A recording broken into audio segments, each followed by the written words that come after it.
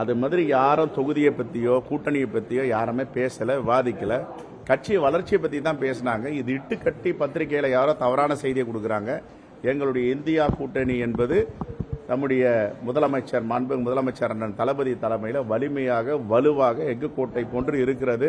அவர்கள் சொல்லுகிறார்கள், இவர்கள் சொல்லுகிறார் என்று எதையும் தயவு கூர்ந்து பத்திரிகைகள் அதை எடுத்துக்கொள்ள வேண்டாம். எதை தீர்மானிக்க வேண்டும் என்றாலும் எங்களுடைய அகில இந்திய தலைமை தீர்மானிக்கும். எங்களுடைய இந்தியா கூட்டணி மாண்புமிகு முதலமைச்சருடைய தலைமையில் வலிமையாக வலுவாக எஃகு கோட்டை போல் இருக்கிறது. இதை விட வேற என்ன சொல்லணும் உங்களுக்கு? அவங்க சொல்றாங்க, இவங்க சொல்றாங்கன்னு தொடர்ந்து ஒரு குழப்பத்தை யாரும் ஏற்படுத்த வேண்டாம்.